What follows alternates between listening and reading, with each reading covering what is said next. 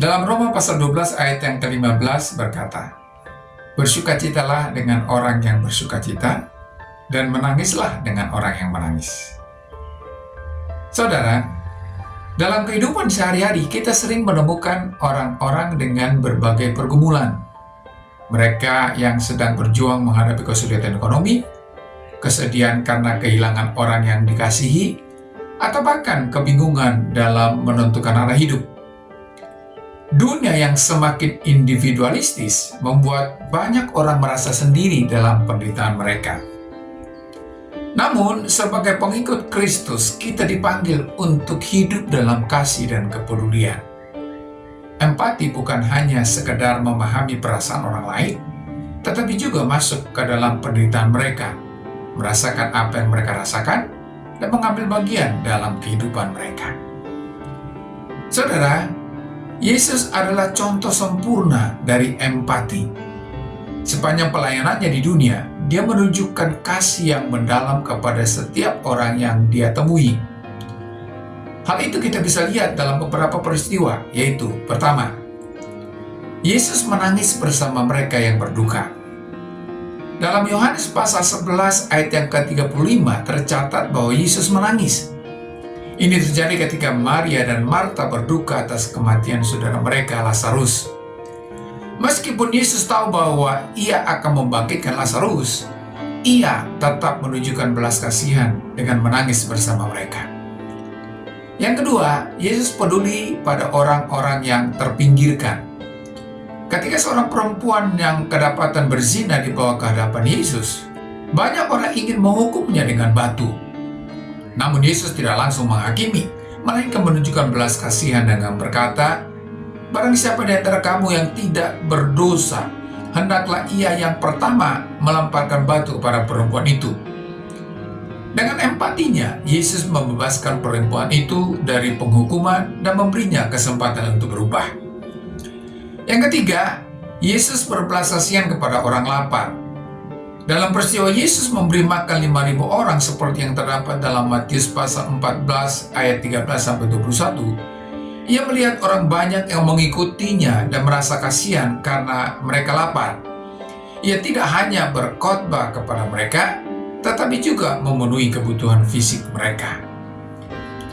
Yang keempat, Yesus mengampuni mereka yang menyakitinya. Ketika tergantung di atas kayu salib, Yesus masih menunjukkan empatinya, bahkan kepada mereka yang menyalibkannya. Ia berdoa, "Ya Bapa, ampunilah mereka, sebab mereka tidak tahu apa yang mereka perbuat." Hal itu terdapat dalam Lukas pasal 23 ayat yang ke-34. Kasih dan pengampunannya adalah bentuk empati yang terbesar yang pernah ada. Saudara, bagaimanakah kita bisa menghidupi empati dalam kehidupan sehari-hari?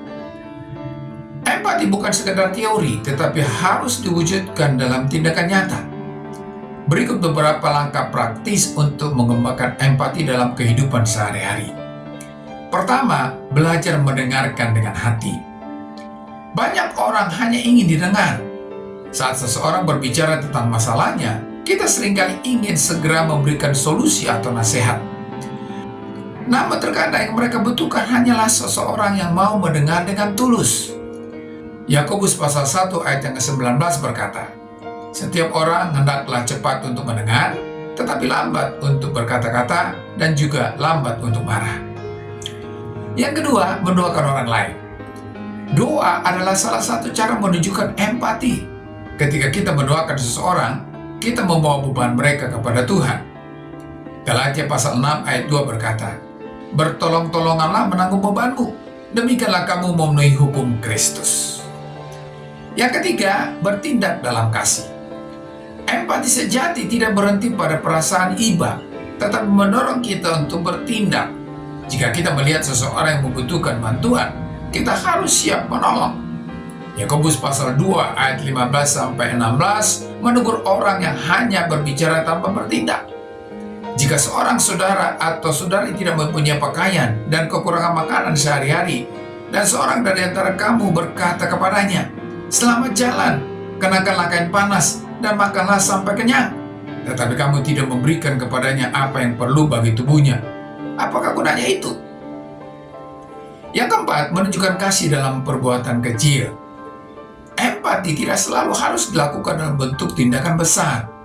Senyuman, kata-kata pengingat, pelukan, atau sekadar menanyakan kabar dengan tulus bisa menjadi cara sederhana untuk menunjukkan empati. Saudara, empati adalah bagian dari kasih Kristus yang harus kita tunjukkan dalam kehidupan sehari-hari. Dunia yang penuh dengan penderitaan ini membutuhkan lebih banyak orang yang mau berbagi kasih dan peduli terhadap sesama. Sebagai murid Kristus, kita dipanggil untuk tidak hanya mengasihi dalam kata-kata, tetapi juga dalam perbuatan.